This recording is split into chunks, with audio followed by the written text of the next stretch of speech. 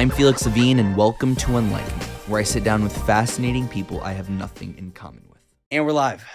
Kwame, thank you so much for coming on, for reaching out, coming on. I'm so excited to have you. I'm so excited to, I know we met very briefly at our mutual friend, Jason Tardick's book. Shout out to Jason with Money Talks. Yes. We were at his book event in New York City, and we got to meet very briefly. But I'm super happy to have you here. This might be the latest podcast I've ever done. And you know what? I'm so excited. It's about 11 o'clock right now. We're starting. And, for me, I'm a big believer that when opportunity strikes, you got to take it. You got to figure out a way to just make it happen. And in the short kind of notice that I had to prep for this, I think that's a big theme in your life too. And we'll get into that. But I'm super happy to have you here, man. I appreciate it, man. I appreciate you agreeing to it. I know that I hit you up kind of late. I knew I was going to be in New York for some time, and I really should have reached out and be like, hey, I'm going to be here. But while I was here, I started seeing, a bunch of clips of the podcast, and I was like, damn, I remember, this is pretty dope, and I want to make it work. So I hit you up, and I really appreciate you just, springing on and just making it happen. I texted you, I think it was this morning. I was like, would we be crazy to do it, tonight, 10, 15, 10:30, and you're like, fuck it. And I love that energy. It's fun. It's stuff like this that we remember. Yeah.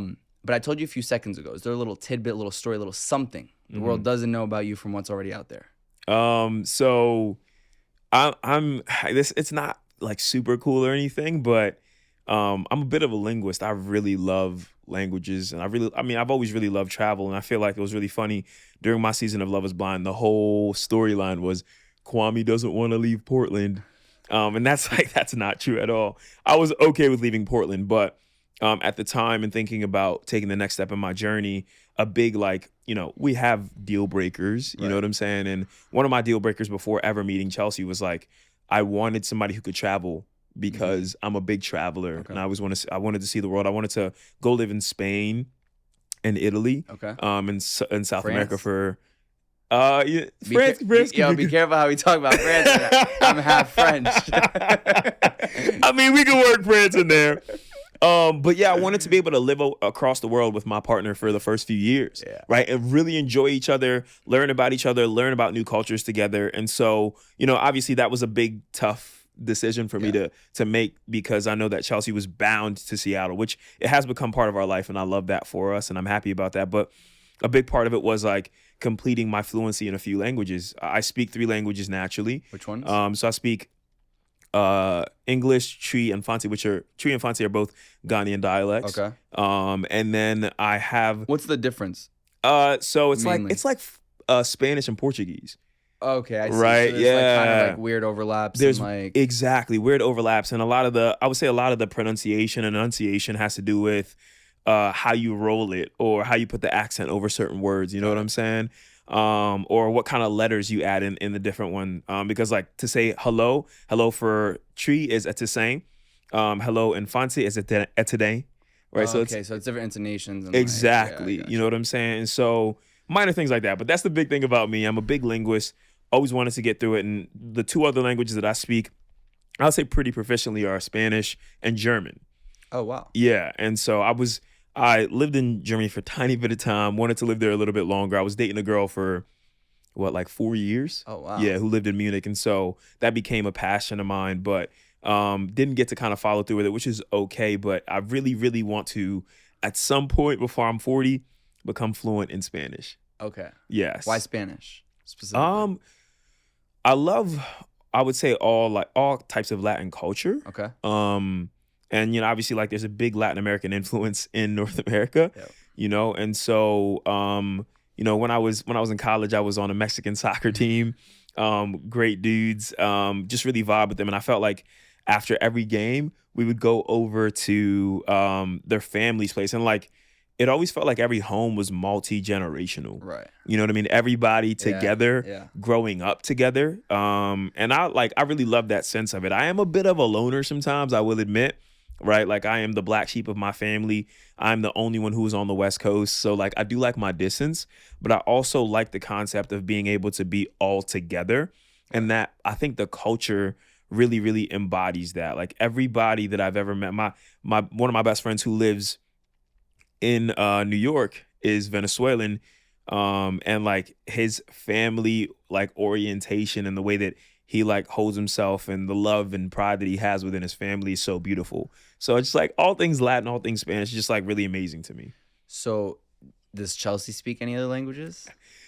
She Be honest. coming back to France. She likes to think she speaks French.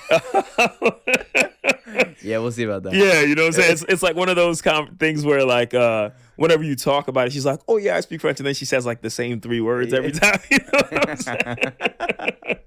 But I love her nonetheless. I believe her. I believe you, baby. I think that somewhere deep down you could probably pull it out and just whip out a whole book in French. We'll go on a little double date, and we'll see about that. Because Serena speaks Spanish, so you guys can. All me right, and Chelsea cool. speak in French, Yeah. Serena in Spanish. Let's see if anything is communicated. Yeah. So you travel right now? Are you traveling a lot? As much as you would like? I mean, you seem pretty active. Yeah, you know, I think we found a good balance for the first year of marriage. Like, you know, there's that like collision and immersion of like keeping our marriage semi-secret and from the world that we couldn't really fully explore. But there also, like I said, there was the aspect of like Chelsea being kind of bound to Seattle that we had to respect as well, and her being working on site as a speech language pathologist, having an office that she had to, you know, an outpatient clinic that she had to be at every day. That took some time to really get through. And then I think once the show dropped, there was a transition out of work for both of us. And we took that as an opportunity, right? And I think that has been it was a great moment for us in our relationship because we realized that like the things that we wanted in our relationship didn't all have to happen once or at this point. You know what I'm saying? We had time to build it out. And so if I wanted to travel, that's great. We get an opportunity to do that in certain chunks of our lives, you know? And then, you know, whatever we do want, we can make sure that we dedicate and allocate time for that. And so, yeah, I think that right now, she loves being home. We just bought a new house. She loves being, congrats. Yeah, I appreciate that, man. Very excited about it. Very blessed. It's been a big dream of mine. I love investing. We were spending a ton of money on our Seattle apartment. Sure. And so it's great to get out of there. And then just considering all these things, like she likes being home, likes being with the dog. And I appreciate that for her. And I like being home with her as well. But right now I'm getting a great opportunity to scratch my travel itch, right? Like, we're taking turns really exploring, right? Like I was just in LA at a Netflix event. I got back home and then I flew right out here, right? I get home tomorrow, which is why we couldn't record tomorrow. And as soon as I get home, a day later, she leaves to go to Spokane, Washington for her friend's wedding. And then I stay home with the dog, right? And so we're getting a great little overlap of like spend time together, but also give each other an opportunity to explore the things and spend time on the things that like matter to us. You know what I'm saying? So I have a ton of questions. Now I have to preface all of this by saying, so I actually haven't seen your season. So I just gotta say it like that, right? Like, all right, cool. That's a bet. So and to be fair, also it was short notice, so I didn't have a lot of time to. But I will say this: there's a couple things that I do know. Okay. So I asked Serena to give me the lowdown. Okay, she gave me the cliff notes. Fan. I remember when we met. She was like, "Yo, they're like the coolest couple. Like, just trust." She was like, "Just." I was like, "Okay." Yeah. We watched the reunion of I think the latest season, which you guys are on. Yeah. Right. Yeah, we were on that reunion. Right. So I remember. So I watched that. Yeah. And I know the concept. I know so some of the questions I might ask are a little bit novice, but I'm more curious about the dynamics of it anyways. Yes, that's okay. So I won't bore people who have already seen it and you don't have to recap the whole thing. But before meeting Chelsea, describe to me Kwame as a single bachelor. I love that question. Kwame is a single bachelor. A dog? Kwame was a dog? Nah, I'm playing. We gotta keep this PG, you know. No, I mean, I was an explorer. You know what I'm saying? So like I was seeing the world, and obviously like as a single man, you have to just kind of like see what's out there for you on all aspects of it. I was chasing my dreams in many ways. I was chasing my soccer dream. I know that. You know what I'm saying? And that was an amazing thing for me. But I wanted to see the world. I wanted to see everything about it, explore everything about it that I could. And so I had a lot of genuine curiosity about the world around me and the world that I couldn't have access to. I didn't grow up very wealthy, and so my family never took vacations, and so when I was really fortunate to hit, I think like 24, 25, and I started breaking into playing soccer, which like I started soccer at 17, so I was always the worst one. But the most athletic, I heard. Yes. I mean, you look athletic. I'm like, bro, I feel fat as fuck right now. So I got lucky, and at 23 or 24, I was dating a German girl, and her family lived in Germany. She lived in Germany, and so we started exploring like us possibly moving back there, and me playing soccer while I was over there, and making a team and kind of seeing what I could do with it. And so I started to gain a genuine curiosity for the world around me. I'd never left the country until I was like 24, 25. Yeah. So when I was 8 years old, I came to America, and at that point in time, I was. You hadn't met your parents, right? I remember, yeah. I listened to this. Yeah, I didn't meet my parents until I was 8. It was kind of like the craziest story. So right when we were born, the goal was for them to come to the States and start a better life for us, And so literally like, I don't know, I'm going to assume maybe 6 months after I was born, whenever before I had consciousness, what I mean, of the situation, they came to the States and they started this life.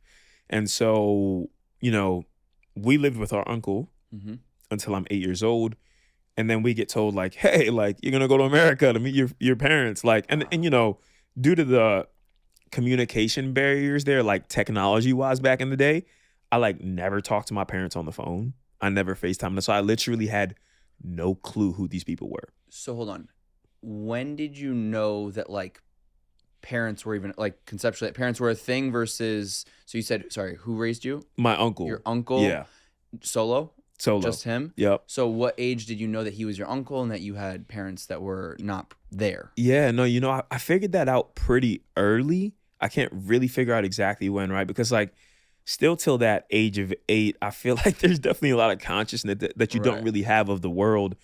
You don't have a full grasp on it. And so at that age, it was like, okay, I just found out this is my uncle. And, in our language, we call our uncles Wafa. Okay. Right. And so I just called him Wafa. So actually, it's funny. I don't actually even know his first name. I literally referred to him as Wafa for the entirety of the time that I knew him. And it was just like, yeah, this guy who took care of us. We had I wouldn't call it a maid, but like a nanny-ish. Her name was Auntie Mora. And she was great. And yeah, I mean, like that, those became my parents. Like Auntie Mora wasn't always there.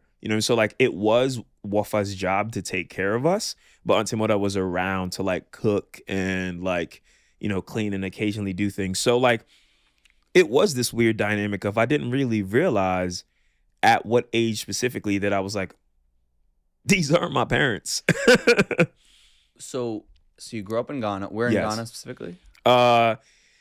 In Tema, which is located in Accra. Okay. Yeah, which is Accra's the capital of Ghana, and Tema's like a small little town. We'll call it a village. If I would say at that point in time, lack of development.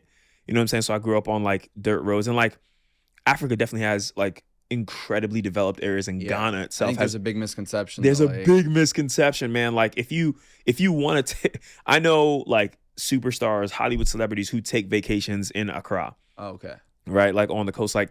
It's amazing. It's incredible. And so like, I really want to like demystify that. It's like, there's very developed parts of Ghana, very developed parts of Africa as a whole. But yeah, I mean, at that point in time, the area that I lived in wasn't very developed. So I lived in a small little village called Tema, where it was just like, a house every block or so, and so we had this little area. And that's kind of like, that was the street we grew up on. Me, my brother, my sister, and our uncle. And so you said it's like kind of like dirt roads. Yes. And what are the structures of the homes and like kind of buildings around or? Yeah. I mean, at that point in time, all I knew was, like what you would see here is like a very, very small single family suburban, like 2-bedroom. Like if I think about it, it was literally like probably like 1,000 square feet. Okay. Very small. And it had 2 or 3 bedrooms, I think. Me and my brother and my sister all slept in the same room. Oh, wow. And so like there were 2 beds, so we had to like pick. So like some nights I'd sleep with my brother, some nights I'd sleep with my sister. You know, we didn't grow up in the best conditions. But like, yeah, I mean, like we had what we needed, and you know, Wafa took care of us to the best of his ability, I think. And that was like kind of the time that I started to realize like, okay, there's something else, there's something more. And that something more was like I started to realize, okay, like my mom isn't here, Right. my dad isn't here. Right. Where are they, and when do I get to meet them? So last question, when you say it was kind of underdeveloped, did you have all the like, you know, electricity, running water, like all of those things, or kind of? Yeah, so to some degree, right? So we didn't have at that time we didn't have indoor plumbing. Okay. Right? And so like when I tell you like I am massively blessed in my life right now when I think Yeah. about where I was, you know? Like, you know, and it's tough, right? Because I wanna make sure that everyone stays true and strong and believes and is like proud of where I grew up. But also there's like it's difficult because the level of development was tough at the Right. time. Like when it came to using the bathroom, Yeah. like I'd have to walk out into this. There was like like basically like a shit field, right? Wow. Yeah, It was where literally just in the field. out in the field, like we would walk about a mile and like you would just Wow. pick a spot and use the bathroom, right? And then walk back because we didn't have indoor plumbing and didn't really have options like that. We did have electricity. Okay. You know what I'm saying? And so that was a massive blessing, but we didn't have indoor plumbing. And so like even thinking about like Showering, a and bathing, water, how was that? yeah. So we would walk, you know, I think to our wells, Oh, okay. right? Which it like speaks to something that I'm really, really, really advocating for now. There's like a program that I'm trying to work with and a foundation that I'm trying to work with called Water 4 that Okay. actually provides running water to sub-Saharan Africa. And so that's something that I'm trying to work on a Amazing. partnership Yeah. with right now because it's something I'm obviously really passionate about. It's like I would have to walk about a half a mile to a mile, you know, can't really calculate now, but I'd walk back as a kid, you know, anywhere from 0 to 8, however old I was at the time, with a bucket of water on my head, right? And my brother would as well, and my sister would as well, right? And then we would put those buckets of water back at home, and then we would kind of siphon that and use that as our shower water or our drinking water or whatever the case may be. But that was our limitation. We had some running electricity, no indoor plumbing, no indoor running water. And so yeah, it was definitely, I would, you know, very understandably underdeveloped. So your parents, it sounds like, were very forward thinking in that they knew they had a plan. Yes. Right? It was like, let us kind of get there early, get develop. Also, where are you in terms of your siblings' age difference? I'm the youngest. You're the youngest. Yes. Okay, so it was basically like, so I imagine. So how when did they leave? Right when you were born. So my parents left and right when I was born, and so my Okay. brother and sister had a decent understanding. A couple. My sister is 6 years older than me, Okay. 5.5, and then my brother is 5.5 years older than her. And so, yeah, I mean, like my brother was about 10, 11 at the time. My sister was about 5, 6 at the time. So then they were like, okay, once we have you, Yeah. we're gonna go and we're gonna create the life, and then eventually the goal was to bring everybody over. Yeah, because you know, unbeknownst to a lot of people, in order for, and I don't know if it's changed now, but in order for Africans to get an opportunity to come to the States, I think, you know, I don't know if I want to speak for all Africans, but for Ghanaians, there was something called a lottery system. Okay. Right. And when a lottery system hits, it basically gives you access to the US or to the UK based on, you know, what you're pinning for. But when it happens, you don't necessarily have control over what that time limit is. Okay. Right. And so if you get called, you got to go. Right.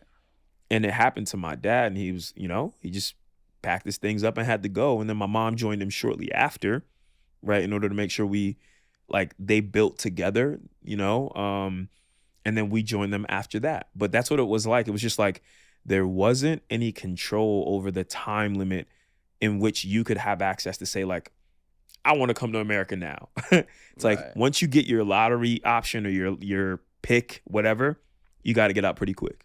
Wow. And so does it give you the ability to bring all your children, or that all your children can now be in the United States? How does that work? And still trying to understand a lot of things about it, but overall, ideally, you need to find a path to be able to bring your kids, right? Like either you get naturalized, Okay.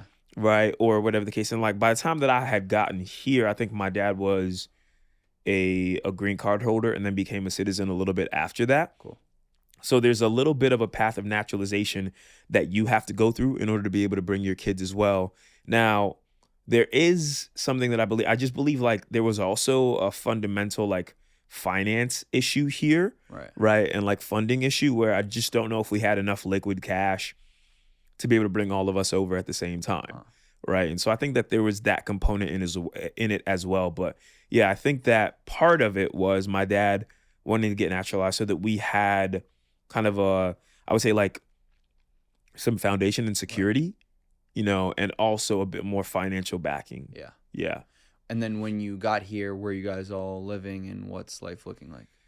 At that point in time, we were living in Germantown, Maryland. That's where we first moved to. And we had a 2-bedroom apartment. Mm-hmm. And at that point in time, like we were really just starting to get everything together. I love my emergence story into the States because we landed. I'm in the airport. Some random lady picks me up as I'm walking with my brother and sister. She swings me around like she's incredibly happy to meet me. And it, turns out to be my mom. You know what I'm saying? Oh, wow. Which is why I have so much love for my mom. And I know like there was a big, whole like controversial issue of like, my relationship with my mom because like people were saying, oh, he's a mama's boy and like he does, he's using that as an excuse to not get married, blah, blah, blah, blah, right? But like people don't really understand like my mom took care of me for like all of my life. My dad, unfortunately exited our lives at a certain point in time. And in order for my mom to take care of us, like she went through everything. There's a point when my mom was like cleaning toilets to make sure that I would eat. There was times when my mom had no money in her bank account and she would somehow find a way to send me money so that I could eat. You know what I'm saying? And so my relationship with my mom is like nothing else because I know what she's done for me. And like also another layer of that is just like as an African, as a foreigner, Mm-hmm. you already have this deep relationship with your family in different ways. Like when I would go to like my my white friends' houses and they'd call their parents by their first name, I'd be like, oh my gosh, like, I'd be scared. I'm like, are you allowed to do that? You know what I mean? So there's just like a different level of I would say like of a relationship. But my mom, like, she picked me up. I remember that moment. She handed me this like plate of or like bowl of Tupperware, and it had like jollof in it, which is this orange rice that Ghanaians eat, and it became my favorite food ever. So that's why my mom and I are so tight because like she did everything for me. Do you remember the first moment like you understood that it was your mom? Because that's also really the first time you realized that you meet her. Conscious. I think it was the swing around moment, right? Like you can tell, and like we'll just call it like a vibe or a feeling. Yeah. Like this lady just picks me up and she just like holds me so close and starts swinging me around. And like somewhere in the back of my mind, I could tell like my conscious self was like, who is this lady? Looking for my brother and sister, like, who is this lady? But my unconscious self was starting to mellow into the moment and be like, damn, like this feels like home. Right. I know this person. Right. They know me, And so that was a big moment for us. But going back to the question, sorry, I know I derailed, but ideally, yeah, we when we came over, we started in Germantown, Maryland. We had a 2-bedroom apartment. My brother Jerry, my sister Barbara, and I, we all slept in the same bed for a vast majority of our childhood, actually. Wow. You know what I'm saying? And so my mom and my dad, they slept in the other bedroom. And that's kind of how we grew up for quite a long time. And then I think as they got their lives and finances together, we transitioned onto a townhome. And that was the first time like we had multiple rooms. You know what I'm saying? And like at that point in time, we still had 3 rooms. So I had to either pick sleeping in my brother's room or my sister's room. And me and my sister had such a close relationship. I think I slept in my sister's like bed until I was like 12 or 13 or something. You know what I'm saying? Like we just had this bond. We had this, and that's why me and my sister are the way that we are. Like she's really been there for me for a lot of my life. And so that was, the setup is like we got here, we moved into an apartment, and we were there until I was like 12 or 13. And then that's when we moved into, you know, a townhome and like figured out like, oh my gosh, like there's more to this life than what it was. But it was still such a massive margin for me because we came from, you know, I was shitting out in the fields to like running water and having Cartoon Network and a Nintendo, you know, so like life was completely different. And like, you know, I got a lot of love and like happiness in my life from like what that meant to me. And I'll tell you one tiny little example of the variance from moving from Ghana to here. It's like, you don't know any better, right? I remember the first white person I ever saw. I saw him in Ghana, and I think I swear he had to be like an Olympic athlete because he was running. He had somebody with him. They were training, and this guy was like 6'7". Like he was white, huge white dude. Yeah, huge white dude. That's what I was saying. Like he had to be an Olympic athlete because this guy was a monster. And like I was like, shit, are they all like that? And you come here, you're like, nope. I'm like, oh, motherfuckers are 5'9". Obese. But yeah, it's not what it's like. It's different, you know. And so, yeah, man, that was my first step into America and like my first like preview of what the other races and cultures in the world, because all I knew was just Ghana, you know. Crazy. Yeah, you don't even like. It's super interesting though, and then I mean even like other ethnicities as well. I imagine. Yeah. Right? Yeah. Like Spanish, Asian. Like I'm sure there's probably not a lot of Asians in Ghana. Yeah. Like at that point in time, all I knew was all I knew. I literally had only seen one white person, and like I was scared to death. I was like, when I go here, like, do they use the bathroom? Like, do they eat? Like, I thought y'all were aliens. You know what I'm saying? It's so interesting. Yeah, because at that point in time, like, I don't think people understand that when you only have so much understanding of the world around you, like you are so limited. Right. You know, and that's why I'm such a big fan of like traveling and experiencing the world. Like obviously when you're old enough, you know all these things around you, but like you feel it completely differently when you are able to be in it and you understand it a bit better and like a lot better. And so, yeah, coming here was a massive life changer for me, understandably. But even like until you're 8, I imagine you hadn't really traveled. Did you travel? Nah. You just stayed I stayed in my basically my little cubicle of the world. Wow. You know, I didn't go anywhere. There was, I mean, what, that's your 1990, that was 1990. Mid 90s. Yeah. So there's not even really like internet and things to like. Nah, like, bro. You can't really see what's going on. I remember when I lived in Ghana and like, dude, I remember my wife always laughs at me because I always sing Scooby-Doo. Yeah. Right. And it's kind of it's an awesome like real life example of like what happens through your exposure as you go on through life, because I sing Scooby-Doo all the time because when I was younger and I lived in Ghana, we only had one channel. And that one channel, the only cartoon that would show was Scooby-Doo. You know what I'm saying? Yeah. So yeah, little things like that. But you know, obviously we came to the States and things changed a little bit. Like I said, we had Cartoon Network and that changed my life, man. Sure. That shit was fire. Dexter's Laboratory, like, oh my gosh, you know? This show is sponsored by BetterHelp. I'm so excited to take a second to talk about this right now. For myself, someone who's always on the go and fast moving and, you know, deals with little and bigger stresses every day and really just trying to create a life for myself as a young entrepreneur and hustler and whatever you want to call it. It's really nice to be able to take some time to think about my own mental health journey and think really about what therapy has done for me over the last couple of years. I've been in therapy on and off, sometimes for longer periods than others. I think that what makes therapy so beautiful is that it allows you to really take some time and completely detach from the world. Everybody needs that. We're in this instant gratification, doom scrolling generation where when you're still, you just pick up your phone and go on Instagram and see what other people are doing and probably subconsciously compare yourself. And so if you're someone who wants to get back into therapy or wants to get into therapy for the first time, go to betterhelp.com/unlikeme and you'll get 10% off of your first month. Again, that's BETTER alumnikwame.com/unlikeme for 10% off your first month. And I just really challenge you to prioritize yourself before you prioritize anybody else. Now let's get back into it. So then, and I've heard, I was listening to a couple of interviews you've done on the way here. Obviously then at 17 is when you start playing soccer. Yeah. That's when your life changes.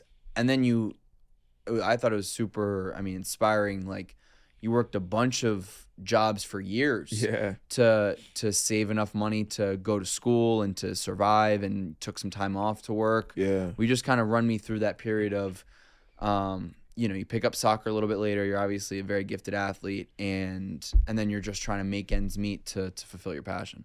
Yeah, man. That portion of my life was really cool. It like, I think all throughout my life, I've been blessed to experience events that have really taught me humility. Mm-hmm. I think that humility is such an important human quality. And like, that might just be because I have had to experience it. You know what I'm saying? Yeah. Everyone has their own beliefs on what's important. But like,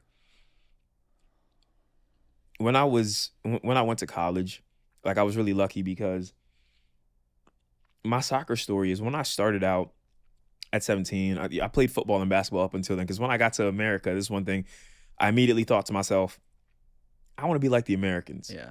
So I started playing basketball and football. And then I got to 11th grade, and my best friend at the time, his name was Kenny. He, a little Asian kid, so he has a lot of his Asian background as well. And so I started to pick up more on the foreign culture that's accepted in the States.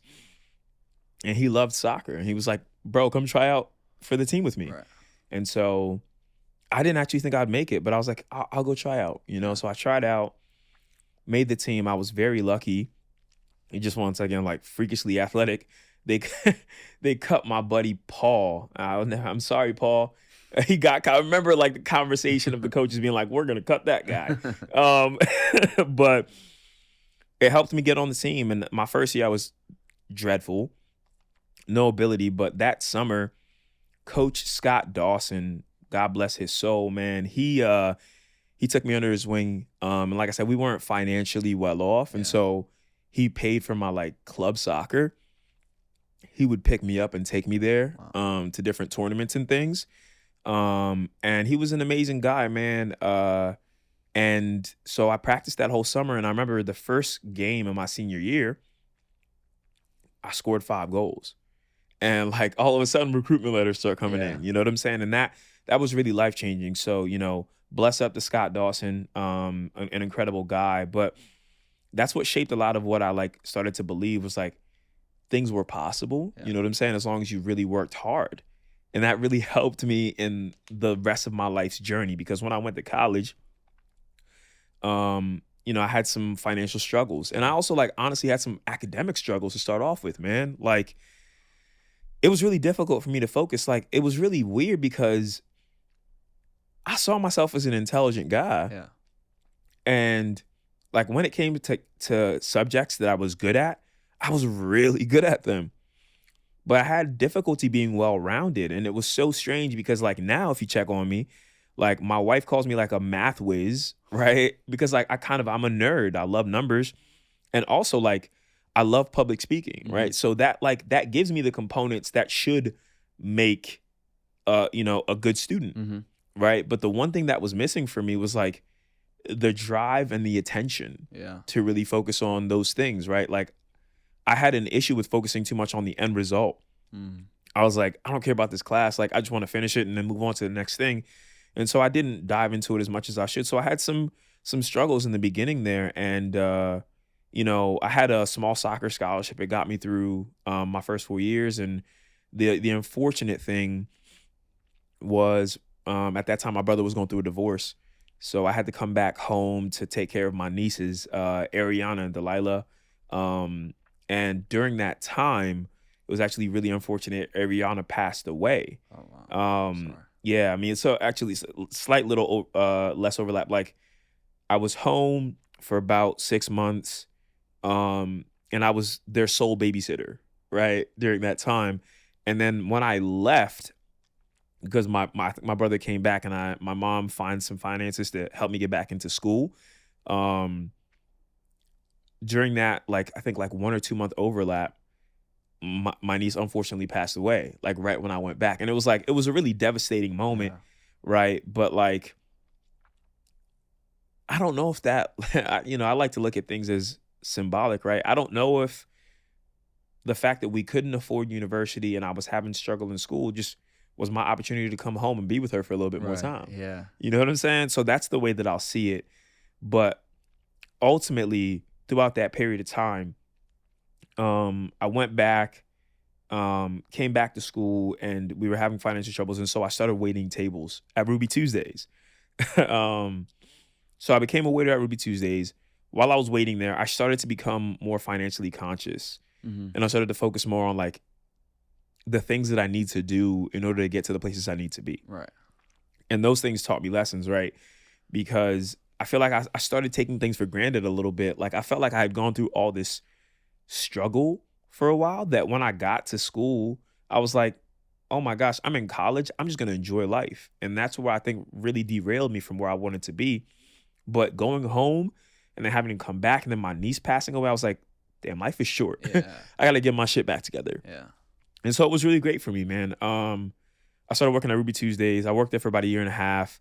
And then I was fortunate to get picked up by Apple. Yeah. So I worked at Apple for 8 years. 8 years. 8 years, yeah. A lot of you don't know this. Like just like in what role? Like, I was in the retail space, and so I was a specialist. But like, you know how organizations are? They'll give you different roles, but not pay you for those roles. You know what I'm saying? And so I was classified as specialist so that I could get a certain wage, but I was really doing significantly different roles. okay. Right. Like I was fixing iPads and phones. I was teaching classes, which is like, I guess like at that point in time, you could call some parts of it a genius, some parts of it a creative, which were like two roles that paid way more than what the role I was in. Okay. You know what I'm saying? And so nothing against Apple. I love y'all. I appreciate the time y'all gave me. But y'all could have paid me more. Yeah. Send us some stock options or something. You know what I'm saying? Like, slide your boys some, you know what I mean? A couple iPads in there. But so 8 years from what ages to what ages? I started 2011 until 2018. Yeah. And so like, I guess technically 7. But like it was like on the beginning of 2011 at the end of 2018, right. Significant amount of time. Yeah, right. So yeah, during that time, was a specialist. And that was like, Apple was such a big blessing for me, man. Yeah. That thing Apple changed my whole life. So I guess I take that back. I can't really complain to y'all. But I started working part-time. It showed me a technology aspect of it. It got me more interested in like being in front of people and teaching people. And so it helped me really hone in. So at that point in time, man, I remember I was at Ruby Tuesdays still. So I was waiting tables on the weekends. I was working Apple during the weekdays. And I was also doing my, at that time, just my bachelor's degree during the week as well. So 2 jobs and then school.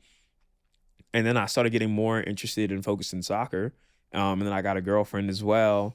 And so like all these things came and piled up, but it led me to waiting tables, being at Apple, and then also coaching soccer after that as well. And so it was a really awesome combination of things, because all these things that I really loved, like being a people person, spending time playing soccer, but also like getting invested in technology. And so like I remember a guy that I used to work with, Carlos, he always used to be like, yo man, like you grind. I see you grinding, because like he would like come to Ruby Tuesdays occasionally, see me like I would wait tables, for him. And then he was a genius at Apple at the time. And then he'd see me at Apple like the next morning, you know what I'm saying? And then like right after that, I'd like go off and coach on a Sunday afternoon. And so all these things were like just coming together to like, I would say like make me the person who I wanted to become, because I started to realize I wanted to venture off into the world. I wanted to play soccer. And so it led me down that path of like, can I get better at this sport? And also Apple was amazing because at a certain point in time, they started doing education reimbursement. And so I realized like, I want to play soccer. My mom's like, if you want to go play soccer, get your master's degree. Cool. Apple has an education reimbursement program. Can I get my education reimbursement, go through this program, get some money back, and hopefully like balance it out? And so at that point in time, like, did it work like that? Yeah, I started finding like Yeah, like how did it work? Like if you went and go get your master's, Apple covers a certain amount. Yeah, so I think at that point in time, like dollar value, it was like $6,500 a month. Sorry, not a month, a year. Okay. And since I got my bachelor's there, I got like it was like a 60 or 70% reduction on my master's. Oh wow. So my master's was like $12K a year. So that was great. Like Apple pays for half of that by default, and then the money I make from Apple obviously pays for the rest of it. Amazing. Yeah, and so it helped me pay for my master's. I actually expedited, got through my master's in about a year and a half. And then, throughout that time I was dating a girl named Nina, like I said, the German girl.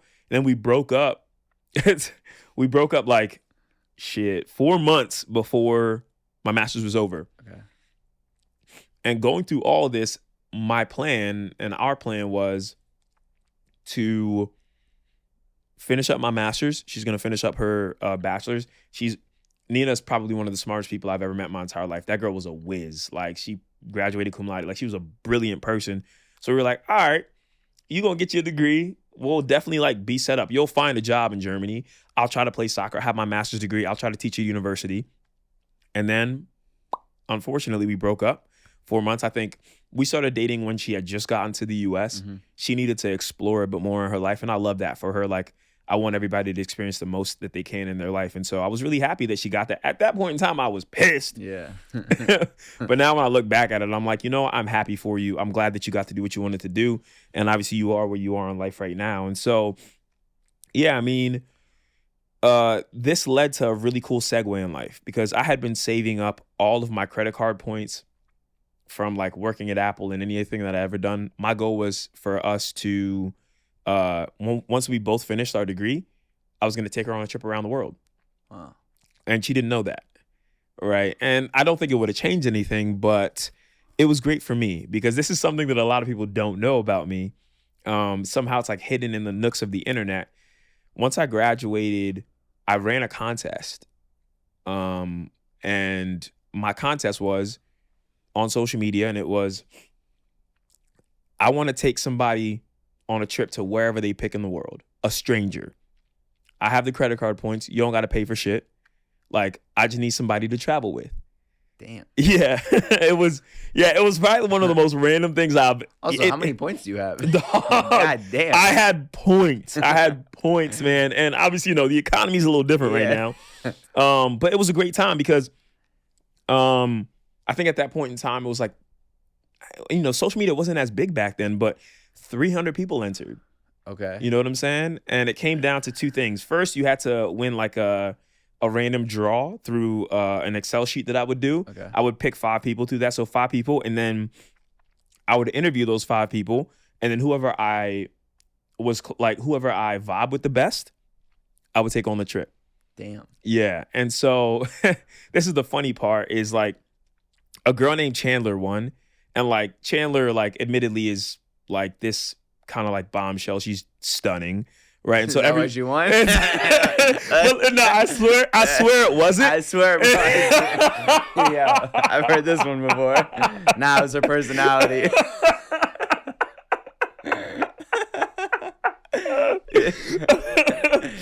Hey, it's weird that some ugly dude didn't win. I'm so surprised.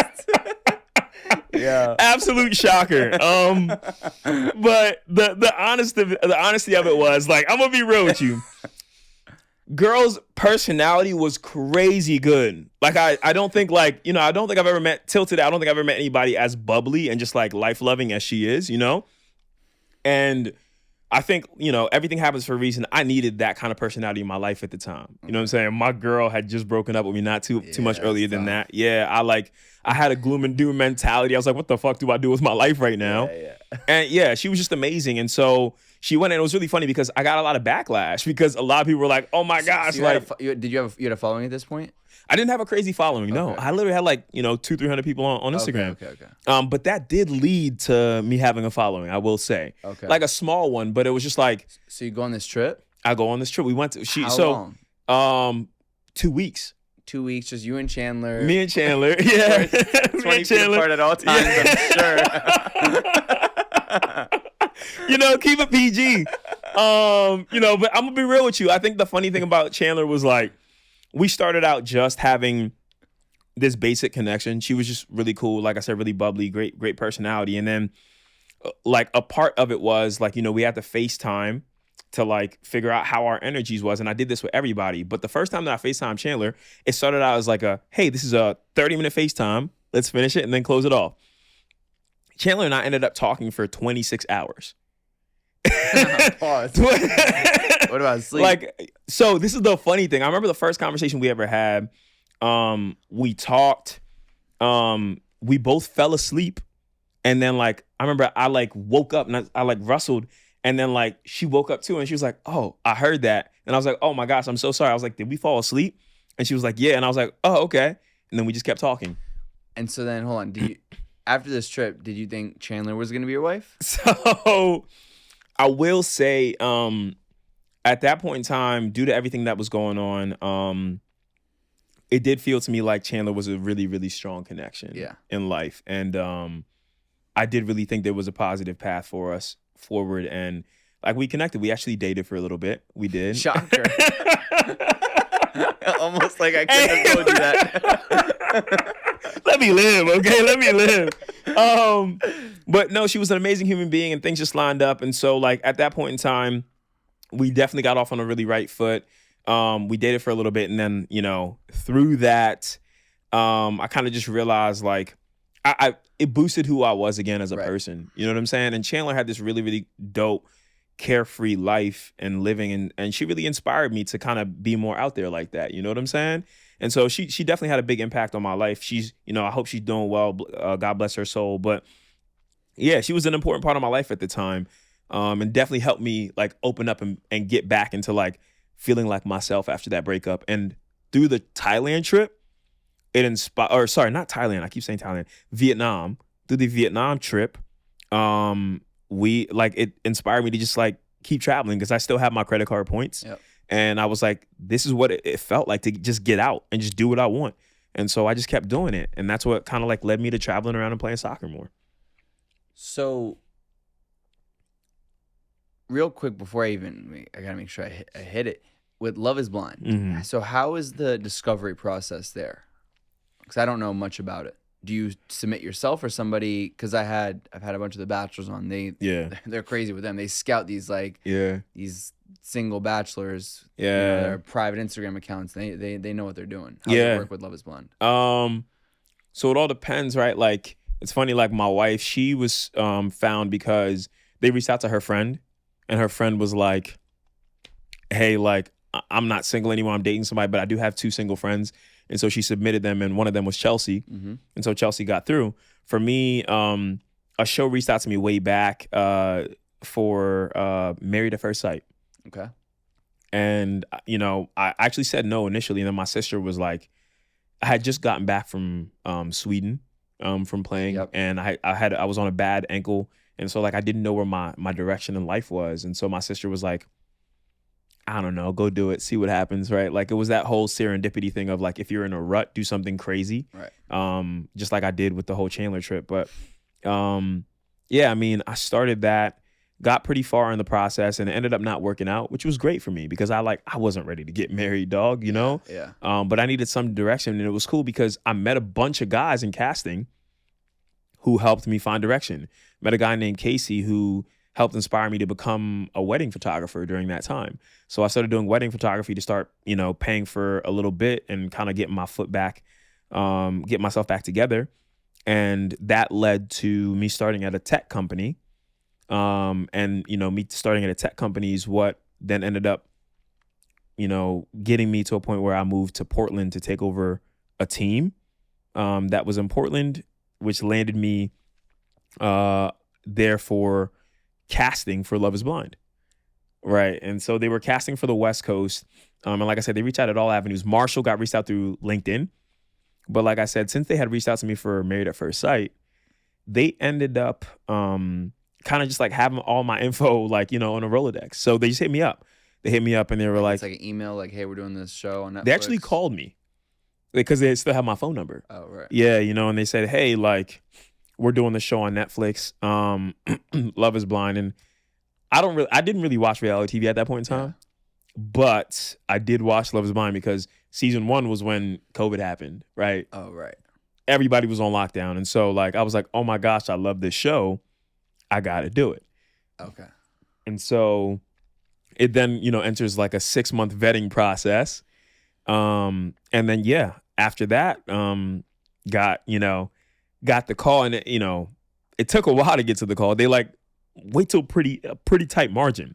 They're like, you're probably going to get it, but we can't say yes. Right. And so they call you like 2 weeks before you're supposed to leave. And then boom, you have your flight, you tell your job you're leaving, and then you bounce. A couple questions. Yes. I don't know if you're allowed to. We could also cut this if you're not. Does Netflix pay you for your time? On Love Is Blind? Yeah. Or Yes. is it like, I imagine it's not like insane, but they also know, like for you also know what can come after with. Yeah. I mean, like it's definitely not it's just not a lot of money. Right. You know what I'm sure, saying? yeah. But you knew that there was opportunity after. Yeah, I think I knew that there was opportunity after, but like another thing like people don't know is like I was doing really well for myself. Okay. You know what I'm saying? I was making $250,000 at the time. Oh, like damn. I was doing all right. With the wedding photography? No. At the time I was working in software. Oh, okay. Yes. Damn. $250,000 wedding photographer. Yeah. That'd be nice. Yeah, I was working in software. I was doing all right for myself. And like I think people make the thing all the reference all the time. They're like, oh, like Love Is Blind money, like Netflix money. And I'm like, nah, dog. Like that was like a half a week of my pay the entire time I was on Love Is Blind. And so yeah, I mean, it's not a lucrative thing to get into. Right. For sure. So is your mentality when you go on Love Is Blind, I'm gonna find a wife? Or is it, you know what, let's fuck around and let's see what happens. This could be fun. I think it's definitely more on that side. Yeah. Right? Like, I think the thing is if you go in and think like, I have to find a wife, I think you're hurting your own opportunity and your own chance because you become stuck on this idea that I won't walk out of here without somebody. Right. And if you do that, you could walk out of there with the wrong person. And I've seen it, we all see it happen. Yeah. I saw in the reunion, I was watching the highlights. Yeah. You know what I'm saying? Like you see people go off to their vacations and, chaos ensues. Like, we won't mention any names, but if you saw season 4, a good friend of mine who's in a much better place now definitely walked in there with somebody who wasn't a good fit for them. Mm-hmm. Right. And so I think like it can happen at times, but like it's all about making sure that you find a deep, strong connection with somebody. And one thing that I said to myself was, if I proposed, it wasn't, I think I'm going to marry this person. I see.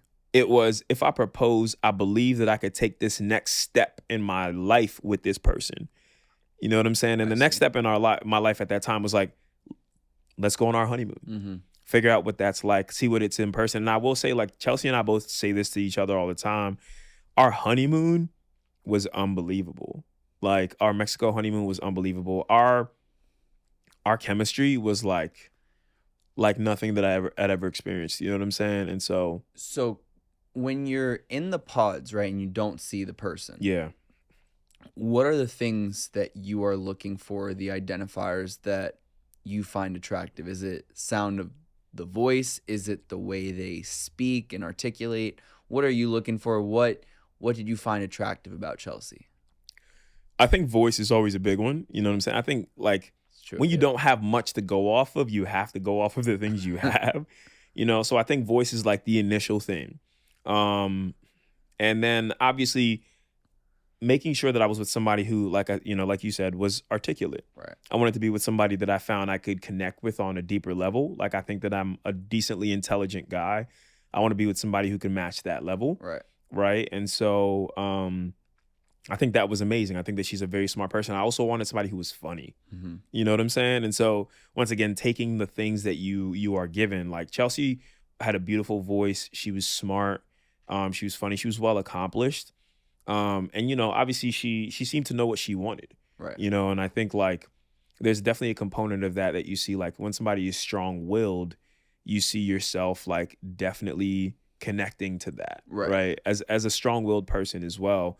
I could tell that like this is somebody who I could see myself being a power couple with. Yeah. Is there something terrifying about falling in love with somebody that you can't see? Yes. There it is, man. Oh my gosh. Like, When I what tell you, if she Felix, was like not cute? You know what I mean? Oh my, we all go through that, man. Like, I think everybody would be like, oh yeah, like I would love her anyway. But in actuality, man, like it is a big component. And I think like we have to be real with ourselves. I think a lot of people say, like, when people see people kind of swaying away or straying away once they meet each other because the physical connection isn't there, people get judged a lot. Yeah. You know what I'm saying? But like, you're going to be waking up next to this person every single day. You're going to be taking this person to every function that you're going to be with them all the time. And it's not like they don't have to be the most drop dead gorgeous person on earth, but you do have to have just an unconscious attraction to them. Yeah. Right? Like when I wake up, do I dream about this person? And those things are important. And like, yeah, I felt myself getting really, really close to this person. And I did have a little bit of concern of like, what would they look like? But there was something inside of me that knew I was going to be attracted to her, right? Because of the way that we connected. I was really lucky because like my wife is really, really hot. You know what I'm saying? Like, I'm very lucky. Like, it doesn't happen to everybody like that. But the way that our chemistry felt within the pods, I just knew I was like, I'm going to want to jump this person's bones. You know what I'm saying? Yeah. And so then walk me through the first time you see her. Are you like, is it almost like a sigh of relief? You're like, thank God. It's really funny, man. I always had this vision that when I met my person, like one thing that I really, really wanted, like I don't club a lot anymore. I don't party a lot anymore, but I always wanted a wife that I thought I could take to the club. You know what I'm saying? Like it is what it is. I love to dance.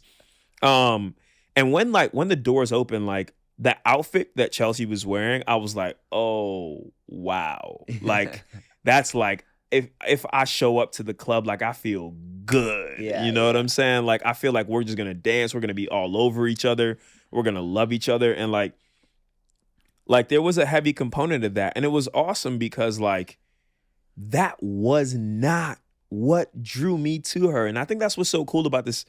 Like this, it takes away such a high level of shallow because I'm like, damn, she's sexy as fuck, but that's not why I love her. Yeah. You know what I'm saying? And so that was huge for me, man. That's one thing that I really appreciate about this experiment. It's like Chelsea was an amazing just being, and like she's, curvy in her own way. Like she's tiny, she's petite, but she's got the curves in the way that accentuate her body the most. And she just looks amazing as a packaged human, you know what I'm saying? And so I think like I lucked out there. When I saw her, I was like, wow. And she was radiant. She had this beautiful blonde hair and like I think people always say like, oh, you have a type. Like personally, I don't have a type. I'm so dead ass. Now you have a type is one. But now I have a type. You know what I'm saying? I didn't have a type initially, but like now, like with the person that I'm with, growing closer to them and being more attracted to them, I now have a type, which is her. So before, because it sounds like, if I'm just going based off our conversation, obviously you grew up the way you grew up. Yeah. You extremely, strong and just different phases of your life. And, you figured out with financially how to make it work. There were tough times from what it sounds like. Then, at that point in life, right before you go on the show, you're doing well. And like, did you feel like this was the missing component of your life? Or is it something that you felt insecure about at all? Or like, now I'm making good money. Like I just want to have my person. Or is it something you were like, like, I don't know. Did you put that pressure on yourself like to that level? To a degree, like I feel like my partnership with Chelsea is a bit serendipitous because when I got to Portland, right, it actually opened my eyes in a big way, like with the kind of girls that I was connecting with. Chelsea always says that, like, I used to date hippies. You know what I'm saying? Oh, really? Yeah, and that's why I connected with Chandler so much. Type? Yeah, the granola type. You know what I'm saying? So, like, I love free-spirited, la-la, like, woosah kind of girls. You know what I'm saying? But one thing that I realized as I would spend more time with them was I feel like I was a bit too rigid. Interesting. You know what I'm saying? Like, I'm a loving person, but like sometimes I want to be able to just be natural and be myself and not have to be so nice. You know what I'm saying? Like, I think that's a big thing for me. Like, because I'm really like a nice person, dog. I'm too nice. Like, I try to be really, really kind and like open and caring to the people that I encounter on a day-to-day basis. That like sometimes I just want to be able to just like sit back and be like, shit, I'm tired and like I don't want to talk to this person anymore. You know what I'm saying? Like, and so it was a bit tough because being in Portland, like I didn't typically meet girls like that, right? I love the transition from East to West Coast because I do think that girls who were going at a slightly slower pace was really nice for me. Mm-hmm. But I started to realize that Portland was way, way, way too slow. I see. So I needed something faster. And I knew that Seattle being a bigger city, a bit more hustle and bustle, I felt in my soul I would probably find my person there. This was like way before I even knew about Love is Blind. So then, okay, question. So then you guys are on the show. Now, for even the people that are listening that haven't even watched the show at all, you propose blindly. Yes. And then you get married very shortly thereafter. Yes. It's how long exactly? It's weeks, isn't it? Or it's... So from filming start till proposal day is 9 days. It's crazy. Yeah. And then propose. reveal day is the 10th day. So after they say yes, you see them the next day after. How do you even sleep that night? Not very well because like the whole time you're in anticipation, like, oh my gosh, I'm gonna see them tomorrow. And obviously they take your like phones and everything. You're you secluded. Don't have any. Yes, so you're right just, because like, they don't want you to be able to staring at ceilings. Like, damn, I hope that.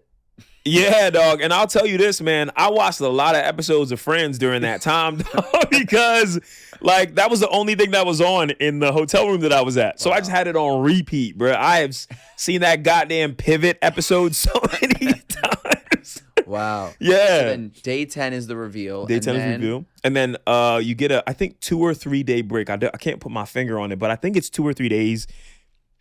And then y'all get on a flight. That flight takes you to Mexico. And you haven't, like, once you meet, you disconnect with the person again. Right? Oh, you disconnect for how long? Oh, about 2 or 3 days. Oh, so you take different flights to Mexico. You take different flights to Mexico, and then you meet up you don't again. You don't have numbers, no nothing. You don't have numbers, no wait, nothing. So the only time you see her next is at the wedding? No. Mexico's honeymoon, remember that. Oh, sorry. Yes. And so that's a big component. But like, here's the thing. If you are left to your own devices after reveal day, a lot of action will happen before Mexico. Like, you know what I'm saying? Yeah. You know the vibes. You know the vibes. You said, hey, let's go to the bathroom and get out of here for a second. You know what I mean? Yeah, big facts, you know? And so, so we separate and then we meet up again for the first time in Mexico. And once we literally, as we are preparing to meet in Mexico, right? Because we show up in different vans. To you already knew the vibe. Resort, to the resort. You had already driven the car. Like it's crazy. And so, like I said, like you have not communicated. You have not, like at some point you don't even remember what they look like. You almost remember what they feel like more than what they look like. So yeah, that was the craziness in it all, is that we didn't see each other again until we got to Mexico. And then at Mexico, they literally turned the camera on and they're like, all right, get into this Jeep. The Jeep takes us to our like entry to the villa or whatever. We get out, we get our bags, and then we check it in the front. And like the whole thing is a scene. Wow. And that's why you see every couple checking in. Whenever you see every couple checking in Mexico and they're like getting their bags out of the Jeep, that's the first time that they're seeing each other in like 3 days. Fuck. And so there's hella pent up tension. And that's why it's so awkward in some of those scenes, because it's like, I've literally only seen you for 20 minutes during the review, and then I don't see you again for 3 days, and then I see you again when the cameras are right back on us. And so it's like, oh, what do I even say? You know what I'm saying? So it's kind of a crazy process. but you had no doubts. I would say this is one thing that I want a lot of people to know about how I felt about Chelsea. Because like anybody can say anything that they want to about how they feel like I felt about Chelsea. But when I met Chelsea, like when we had our review, and if you watch the episodes, I always wore a white silicone band on my index, right? After our review, I switched that to my ring finger. And I kept that there for the rest of the show because I knew I was going to say yes from that point. Right. You know what I'm saying? And so I think it was really tough, like watching it back and so many people being like, oh, he doesn't love her. This guy's a piece of shit. Like he's playing with her feelings. And it was like, nah, deep in my soul, I knew that, you know what I mean? Yeah. I was going to get married and I really loved this girl and we were going to fight through it. And one thing that I told myself was saying yes at the altar didn't mean like forever. I'm going to be honest about that. Yeah. Right. And I feel like that's what gives a lot of people cold feet is when you feel like you are stuck or pigeonholed into a situation. You're like, once I say yes, like what happens? You know? And I thought to myself, everything is already going according to plan. We live together. Like we've acclimated. Everything already feels like home. Saying yes just continues the process. It doesn't change. But do you think that part of you, do you think that she knew that yes, what that yes meant to her is maybe a different yes that would have meant to you? I will say, like, we talked about it a little bit. I think her yes did feel more like forever. Right. Right. And for me, like, it wasn't like I was saying, oh, like, I'm just saying this to say this. But it was important for me to detach this responsibility and obligation of saying yes. Like, I didn't want to force it on myself. Like, you have to say yes. Did you feel like it was too much pressure? That's way too much pressure. Like, I wanted to walk up to that altar and feel light, like, yes, I want to say yes. And so we communicated consistently. Right. And so Chelsea knew where my mind was. I knew where her mind was. And since our, marriage and our yeses, like, we've learned a lot from each other. We're growing every single day. And she knows, like, where my heart stands. And, like, we are definitely, like, we're getting stronger every day. And that's what mattered to me when I said yes. How long did you have to keep it a secret before you could be public? So we were public in certain senses. Like, it was really funny. Like, early on for, like, the first 6 months, I was putting her in my Instagram story. Oh. I was, right? Actually, let me think back to this. Was I? I know she ended up in my Instagram story somehow, but I know at a certain point there was a cutoff. It was just like, y'all can barely be seen outside together. Netflix tells you that? Yeah, it's basically like when they start preparing the, like, debut of your season. I see. Right. And so I remember that period of time pissed me off because there was a SZA concert. We both love SZA, and, like, we couldn't go to SZA. You know what I'm saying? Yeah. So I was really pissed about that. And I was like, baby, one of us should go. But Chelsea's the kind of person, she's like, that's rubbing your face. I went to the SZA concert. Don't do that to me. I love the SZA. If you hear this, I want to go to your concert. Yeah. I love you. Like, you're my favorite singer. But anywho, yeah, I mean, there was definitely some times where we had to draw boundaries. Yeah.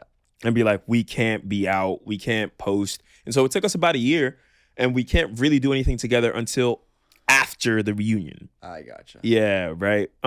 You can post, like, little tidbits about, like, a new episode is about to show up. Like, we can post, like, preparation towards that episode, but we can't really post, we're still together. It's more like, this is what happened in the episode. What do you see the future of you and Chelsea looking like? I think that we're building just, like, such a beautiful life right now, and I love where we're at. I think that people ask us all the time, like, are y'all gonna have kids? When are you having kids? And, like, I want to get off of the, like, whens and the ifs. Like, I want us to just get there. Mm-hmm. I do think that we're gonna have kids, and I'm excited about that. You know what I'm saying? I'm excited to be a dad. I'm a big advocate for women's sports because I know one day I feel like I'm going to have a daughter, and, like, I want her to have pride in what she does. I'm an athlete. I hope she ends up an athlete. If she doesn't, that's okay. I'll support her and whatever. But yeah, I think we're gonna have kids, and I can't wait to like be at my kids' sporting events, if they like those things, or if they don't, heck, I'll be at their clarinet recital. I don't care, you know. But I think we're gonna have kids. I see us kind of up leveling our lives consistently. We just bought a house. I'm hoping that in the next few years we can use that as an investment to get ourselves a better house, and up and up and up. And you know, we like Seattle right now, but we don't know if that's forever. We're figuring that out as we go on. I think when we first got married, Chelsea was a very rigid, like, this is what's gonna happen. And I've always been a like, we'll figure it out, you know? So I think those two kind of variances are slowly combining, and we're getting to a spot where like, it's going to happen if it makes sense. And so hopefully, you know, a couple kids, I think 2 is a good spot. I think Chelsea wants to have 3. I say 2.5, and she's like, what does the half mean? And I'm like, maybe, you know? And so, yeah, we'll see, man. It's a one day at a time thing, but I love where we're at. What do you want people to know about you, and what do you want people to know about you and Chelsea that's not very apparent from the internet? You know, I think about me, you know, I think I'm in a good spot in life, because I think when things initiated with this whole Love is Blind thing and I was put out to the world, I think that people had a really negative sentiment of who I was as a human being. And that was really difficult, because I'm not a perfect person, but I think I'm a good person. Yeah. You know what I'm saying? I've definitely made my mistakes, but I make sure to like do what's best for me and the people around me. And so that's one place where I feel like things have gotten a lot better. So I don't need to explain myself anymore. You know, I was explaining myself for a really long time, and I'm tired of fighting that battle. It's now just like, if you believe it, you believe it. And if you don't, you don't. So, you know, we're good there. Now, in terms of Chelsea and I think, like, I just want people to understand that, like, this journey of Love is Blind is, like, not as easy as everyone paints it to be when they get to do their little TikToks and judge us and watch us. And, you know, I had psychologists and therapists reaching out and making videos about me, like, Kwame's this, and he's a bad person because of this. And, like, it's like, this entire process is incredibly difficult. Yeah. It's hard. It's mentally unbearable. It's physically unbearable. You're sleeping less. But right before our marriage, like right before our wedding, I was having like heart murmurs and shit. Like I thought there was something wrong with me because I was so stressed. Yeah. You know what I'm saying? And so I want people to know that about our relationship is like, it has gone through a lot, because this process is a lot. And we've only made it this far because we respect, we love, and we care about each other, you know, and that means the world to me. And I'm very blessed to have Chelsea in my life. And, you know, I want to see forever with Chelsea. And I think Chelsea is like very, very, very committed to seeing forever with me as well. And so what our job is to do in life is to make sure we continue to support each other, to love each other, and to care for each other. And that's really like all that matters to me, is that we continue to do that. On that note, I'm rooting for you guys. I want to thank you obviously for coming on. I think that, you know, you should be, on a personal level, you should be so proud of yourself for the life that you've created for yourself. You know, when you talk about from the beginning of our conversation of growing up in Ghana and those conditions, and now what you're able to provide for yourself now. And I think it's beautiful. I think that, you know, you should just be proud of what you've built. And I think one day if you guys choose to have a family and be a father, I think you're gonna be an amazing father. So, you know, I'm excited to kind of to stay tuned, and shit, I'll be Uncle Felix one day. With those 2.5 kids. Yeah, he's gonna be sitting on this right here, like we're gonna be at the podcast. Exactly. But no, I appreciate you, man. I'm rooting for you guys, and it's all love. Thank you so much for coming on. 100%, man. I appreciate you having me. I had a blast, and yeah, man, I look forward to seeing more of what you create as well. You're an incredible human being, and that short bit of time that I talked to you, I was like, I like this guy's energy. So I'm glad that we could share more of the same space together. For sure. A little double date soon. Let's do it. Appreciate you, bro. Yeah, for sure.